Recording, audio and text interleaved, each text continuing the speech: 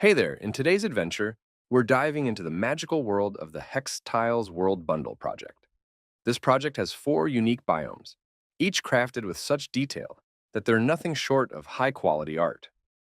For our first act, we'll embrace the chill of the winter pack. Now, you'll need 2 static meshes. First up is our top point hexagon, the foundation of our base hexagon textures.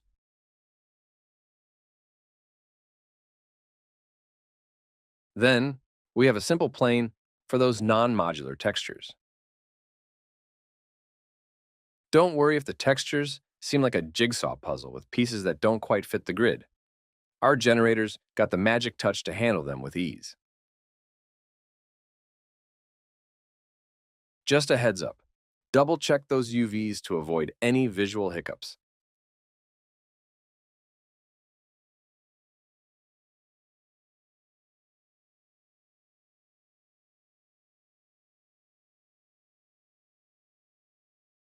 And make sure the pivot point is on point.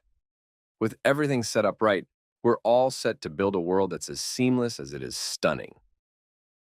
All right, let's jump back into the Unreal Engine. Imagine you're a director setting the perfect scene. You want the best view of your masterpiece, right? So, we'll set our camera to top view and switch to unlit mode to let those tiles shine with their own light. Now it's time to be the master of connections. We'll whip up a collection from AZPLG menu to keep our tiles in check, making sure they're all buddies that can link up seamlessly. Remember our little secret? Our meshes, they're not modular hexagons. They just pretend to be hexagons on a plane mesh. To bring them into our collection, we'll pick one of these base meshes as our default hexagon to fit in the sockets. Head over to the collection, choose Hexagon Point Top as your shape, and while your base mesh is selected, hit Generate Options. And your first option is ready. Now, for the main event, the additional menu is your wand to conjure the world you want. Need to add a new mesh on top? Choose Add. But if you're looking to swap out the base mesh, Replace is your go-to spell. And for the type, pick a simple static mesh for easy days or a blueprint class when you're feeling fancy and need that extra flair. If you're adding on, you can nudge your additional mesh just right with the offset feature. I will select a mesh from the level, and by pressing Ctrl+B, I will select that in the content browser too. Now, by pressing the arrow icon, I will set the additional mesh, and we also get a preview from that in the viewport.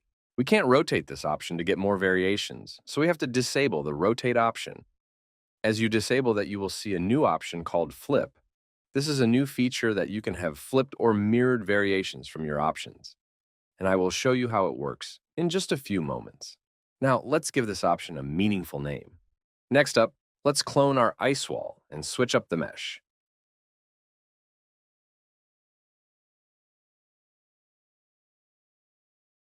We'll call this masterpiece Ice Lake, featuring a quaint little lake.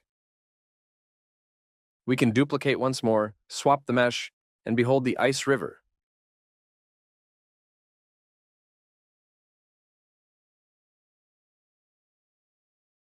Before we add more options to our frosty world, let's take a moment to try the magic we can conjure with just these 3. Now it's time to get hands-on and define sockets. Think of sockets as the glue that holds our icy landscape together. For unique and intricate options like ours, manual socket placement is the way to go. Let's start with an ice_W, our connector socket for the ice wall. It's super easy to apply, just drag and drop. And here's a cool tip. As you hover over the viewport, a message pops up. Hold down the left shift button. You can apply this socket to all sides at once. Handy, right? Especially since our ice wall needs the same socket on every side. And now, let's take a stroll around our lake and see how it cozies up to the ice wall on our level.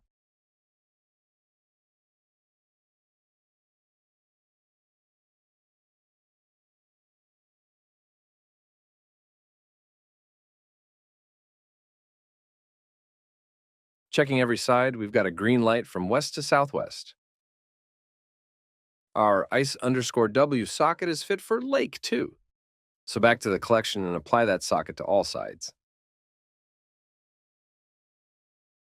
But wait, let's not rush. Placing these tiles side by side? They're too similar. Let's sprinkle in a bit of variety with a self-check distance. This way, they'll be distant from each other always. Moving on to our river, the lifeline of our icy realm. Let's check if that is a friendly neighbor to the ice wall and lake,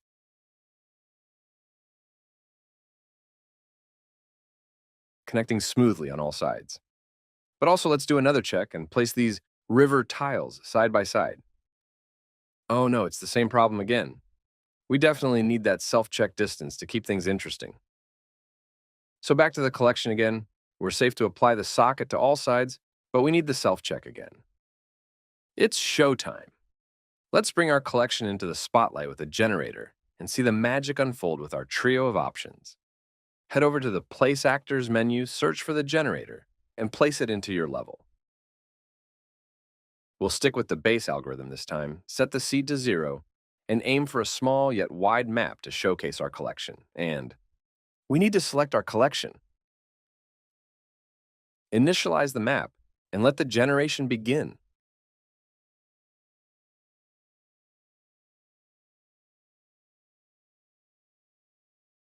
Uh-oh, do you see that? Our tiles are having a bit of a tiff, flickering over the spotlight. This little drama is what we call render fight, a clash of meshes trying to share the same space. But fear not, our generator is the peacekeeper we need. Just flip the switch on render fight offset and the default value is perfect and yet effective. Hit generate once more and there you have it. Harmony is restored and our tiles are ready, each standing out without stepping on the other's toes. I was about to forget. The magic of mirroring. Let's go back to the collection and check the flip option to add that extra sparkle to our icy landscape. By setting the flip mode to X, we're about to create mirror images of our tiles along the horizontal axis, and our design remains intact. No broken option here. We'll apply this flip to all our other options. Each tile will now have its twin, creating delightful variations without losing the overall theme. Let's generate the map again.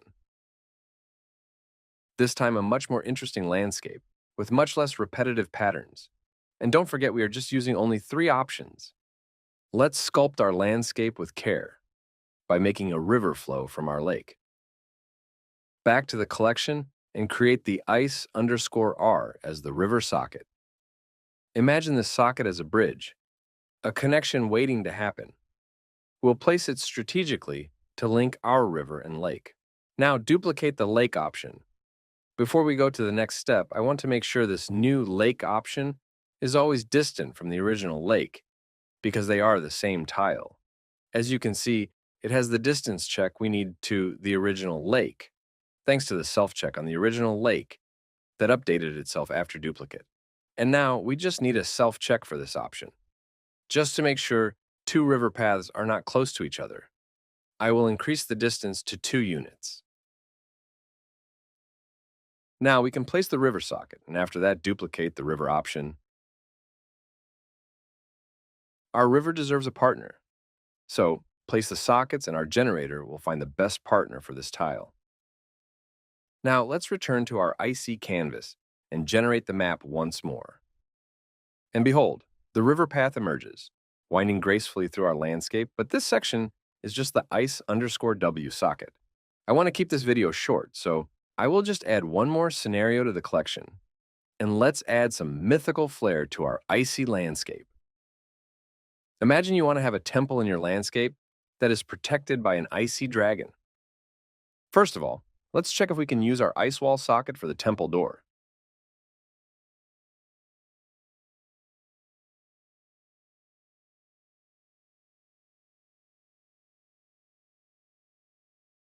So as you can see, we can cover the door with all the other options that we have. Now let's check the dragon tile to see if that is compatible with all the other options. This is great. Both our new tiles are compatible with the base socket we have. Now back to the collection. Let's duplicate one of the options and replace the additive mesh to the temple door. We need to replace 2 sockets. For the front of the door, let's create a new socket. And I will call that tail, as it will connect to the dragon's tail. And we need to replace the river socket. Then, as the final touch, let's update the distance check. We only need a self-check, so we can remove the other distance check. Let's give this option a new name. For example, temple. This option is ready. Let's duplicate that and replace the additive mesh with the dragon mesh. For this new option, first of all, we need to fix the sockets. It seems I missed this socket on the temple mesh. And now we can fix the distance checks the same as before. Let's give this option a meaningful name like dragon. It seems both our new options are ready. Let's go back to the level and try to generate the map to see the results. Our icy landscape has truly come to life, and those temples now stand with just great design. To ensure that our temples don't huddle too closely, we can adjust the self-distance check. Now, let's back to the level and generate again. This time we have better distributed temples. Our river now flows gracefully through the heart of the map, connecting all the elements like a frozen lifeline. Now for the final test, we can limit temples to just 3, and the scene feels balanced and purposeful. And let's back to the level and generate our map for the last time. And here's the grand finale. The possibilities with this pack and plugin are as vast as the snowy expanse itself. These hexagon tiles open up a world of creativity. For those eager to embark on their own adventures, find the links to the plugin and the hexagon tiles in the description. And remember, by adding more tiles, you can craft stunning levels that captivate your audience. Thank you for joining us on this icy quest. To stay in the loop for future videos, hit that subscribe button. Until next time.